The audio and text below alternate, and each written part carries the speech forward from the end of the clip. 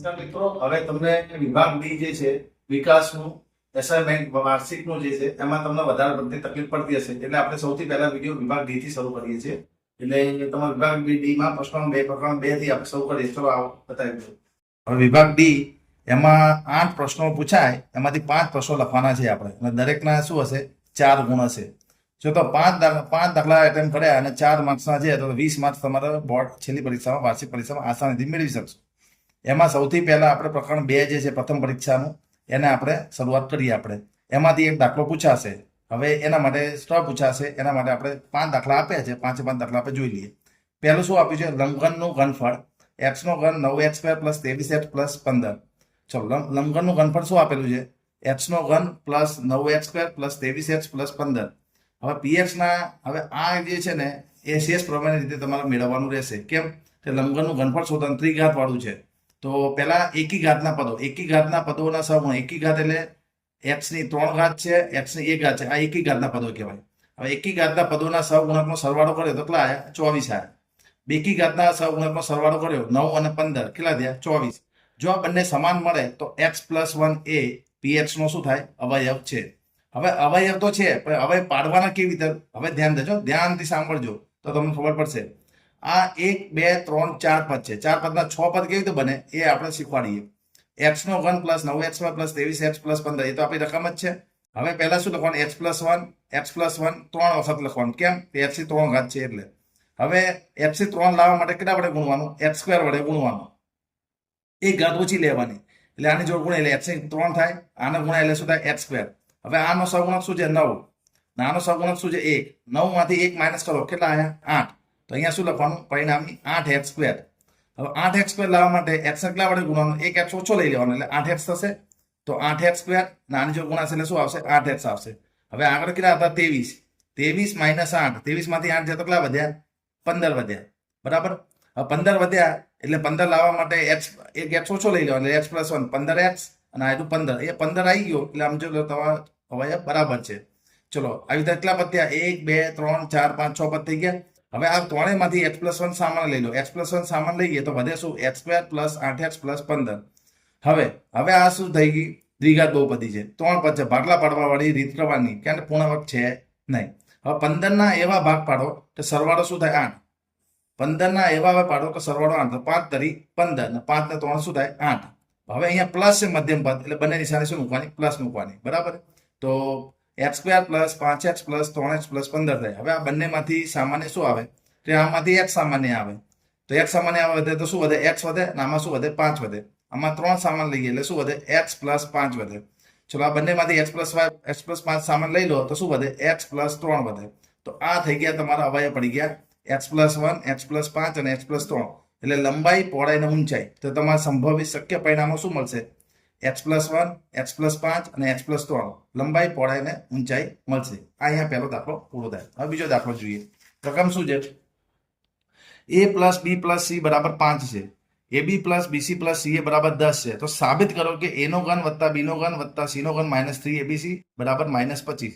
હવે આ સાબિત કરવું હોય ને તો આનું સૂત્ર હતું. બરાબર. a નો ઘન + b નો ઘન + c નો ઘન -3abc નું સૂત્ર આ આવે. a + b + c a² + b² + c² - ab - bc અને -ca. હવે આપણે દાખલામાં શું આપેલું છે? a + b + c આપેલું છે. ab + bc + ca આપેલું છે. આ આપેલું નથી. તો પહેલા આ શોધવા પ્રયત્ન કરવાનો. આ શોધવા માટે શું લેવો પડે? વર્ગ લેવો પડે. શું લેવો પડે? વર્ગ. તો a + b + c નો વર્ગ બરાબર સૂત્ર શું છે? સૌપ્રથમ આપણે આનો ઉપયોગ કરવો પડશે. કારણ કે સ્ક્વેર નહીં મળે ત્યાં સુધી આપણે a નો ઘન + b નો ઘન + c નો ઘન -3abc મળશે નહીં. તો પેલા a + b + c no square લઈએ. એનું સૂત્ર છે a² + b² + c² + 2ab + 2bc અને 2ca. ચલો a + b + c ની કિંમત શું છે? 5. અહીંયા 5 મૂકી દીધી. ચલો આ બધામાંથી શું સામાન્ય આવશે? 2 સામાન્ય લઈ લો. આની કિંમત આપણને મેળવેલી છે. કેટલી છે? 10 આપેલી. કેટલી આપેલી? 10. તો અહીંયા 10 મૂકી દો. બરાબર. ચલો 5 નો વર્ગ શું થાય? 25. અને 2 × 10 શું થાય? 20. 20 ના સામે લઈ જાઓ એટલે 25 માંથી 20 જાય તો કેટલા આવ્યા? 5. તો a² + b² + c² બરાબર શું મળ્યા? 5. હવે આ 5 મળી ગયા. હવે ઓરિજિનલ સૂત્ર લેવાનું. a નો ઘન + b નો ઘન + c નો ઘન -3abc. એ આપણે અહીંયા લખ્યું. એના સૂત્ર પ્રમાણે a + b + c બીજા કૌંસમાં a² + b² + c² -ab -bc અને -ca. આની કિંમત તો 5 આપેલી જ છે. આ આપણે અહીંયા પરિણામ 1 માં મેળવેલી છે. નાની કિંમત આપણે રકમમાં આપેલી છે 10. 5 માંથી 10 જાય તો શું થાય? -5. ચલો 10 માંથી 5 જાય તો 5 અને મોટા નિશાન એટલે -5. પ્લસ માઇનસ ગુણાકાર શું થાય? -25. પાયો પાયો 25 અને -25 જે આપણી જમણી બાજુ છે, જે સાબિત થઈ ગયું ડાબા બરાબર જવાબ. બરાબર છે. તો આવી રીતે સાબિત કરવાનું. સૌ પ્રથમ શું કરવાનું? a + b + c 5 આપ્યું હોય ને ab + bc + c આપ્યું તો આ આપણે સૂત્ર લેવાનું a + b + c no whole square, એના પરથી આ મળશે અને પછી આનું સૂત્ર લેવાનું ઓરિજિનલ, એમાં કિંમતો મૂકો એટલે તમે આ રીતે જવાબ આવશે. એટલે ધ્યાન રાખીને એવું હોય તો વિડીયો આગળ પાછળ રિવાઇન્ડ કરીને પછી જોઈ લેજો એટલે તમને સમજણ પડી જાય. હવે ત્રીજા દાખલા પર આવી ગઈએ. ચલો ત્રીજા દાખલાની રકમ એવું છે 2√2 a નો ઘન + 8b નો ઘન - 27c નો ઘન + 18√b √2 abc આવું આપણી રકમ છે. તો સૌથી પહેલા આ રીતનો જ દાખલો છે. a નો ઘન + b નો ઘન + c નો ઘન - 3abc પ્રકારનો છે. આ કોનો ઘન છે? આ કોનો ઘન છે અને આ કોનો ઘન છે એ આપણે જોઈએ. ચલો 2√2 એટલે √2 નો ઘન કહેવાય. 2√2 એટલે √2 કેટલી વખત આવે? 3 વખત આવે. √2 × √2 × √2 એટલે 2√2 થાય. એટલે √2 a નો ઘન કહેવાય, આ 2b નો ઘન કહેવાય અને આ -3c નો ઘન કહેવાય. સૂત્ર પ્રમાણે -3abc એટલે 3a બરાબર શું છે? √2a છે, b બરાબર 2b છે અને c બરાબર -3c છે. આ બધાનો ગુણાકાર કરશો એટલે 18√2 abc થશે. હવે આના સૂત્ર પ્રમાણે શું લખાય? સૂત્ર હમણાં આપણે સમજી ગયા. a નો ઘન + b નો ઘન + c નો ઘન -3abc નું શું થાય? a + b + c a² + b² + c² -ab -bc અને -ca પ્રમાણે લખવાનું છે. હવે a તરીકે આપણું શું છે? √2a. b તરીકે શું છે? 2b છે. c તરીકે શું છે? -3c છે. હવે √2a નો વર્ગ, 2b નો વર્ગ અને -3c નો વર્ગ.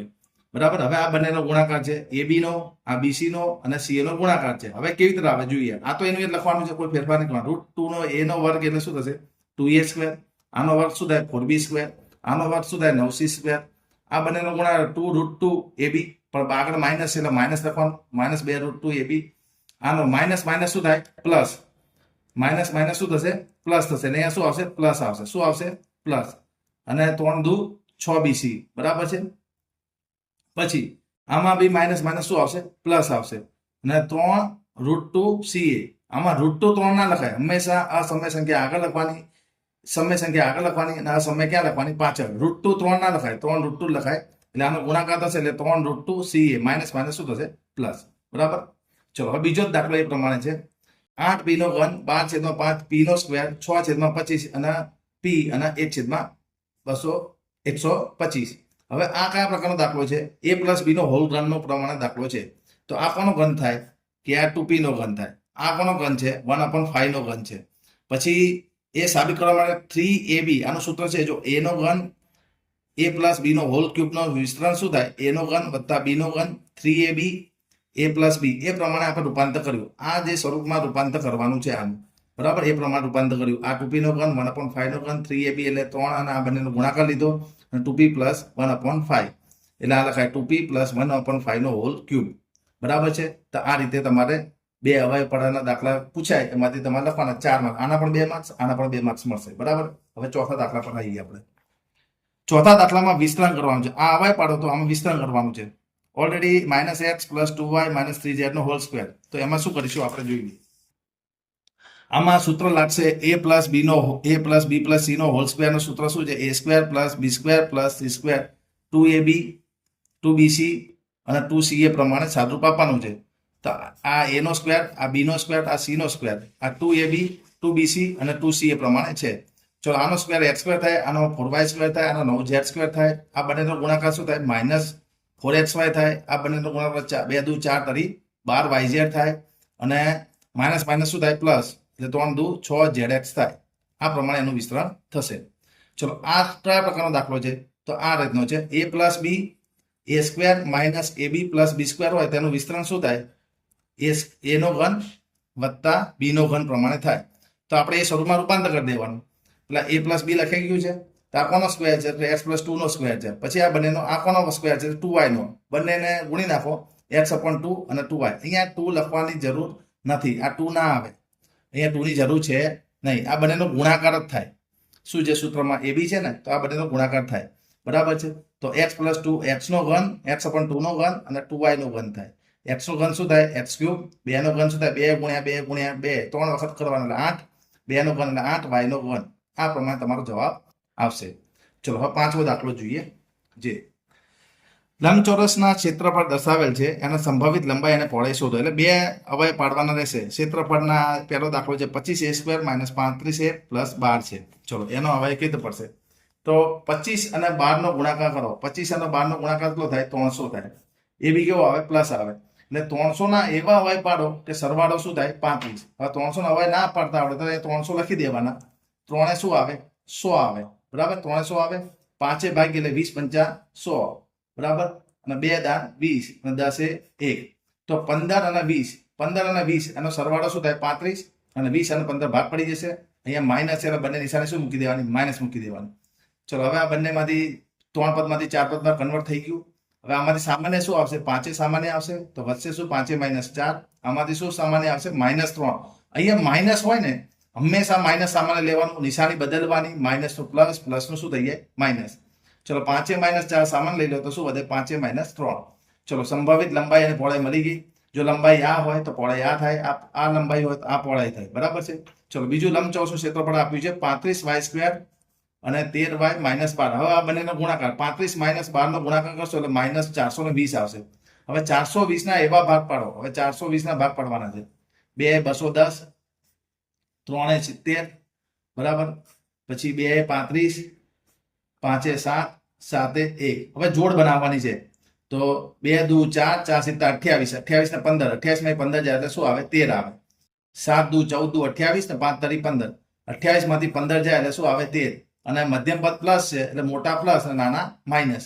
તો આવી રીતે 4 પદ બનાવી દેવાના. 35y² + 28y - 15y - 12. હવે આ બંનેમાંથી સામાન્ય શું આવશે?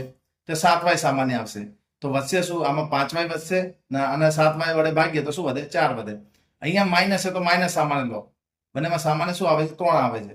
બંને નિશાની બદલી દો. બંને માઇનસ છે તો શું થઈ જશે? પ્લસ થઈ જશે. એટલે 5y + 4. બંનેમાંથી 5y + 4 સામાન્ય લઈ લો એટલે શું વધે? 5y + 4. અને બીજા કૌંસમાં વધે 7y - 3. તો સંભવિત લંબાઈ જો આ હોય તો પહોળાઈ આ મળે, અને પહોળાઈ આ હોય તો લંબાઈ આ મળે. એટલે ટૂંકમાં આ રીતે તમારે જવાબ લખવાનો રહેશે. તો અહીંયા આપણે પ્રકરણ 2 પૂરું થાય છે. બીજો વિડીયો આપણે નેક્સ્ટમાં મૂકીશું.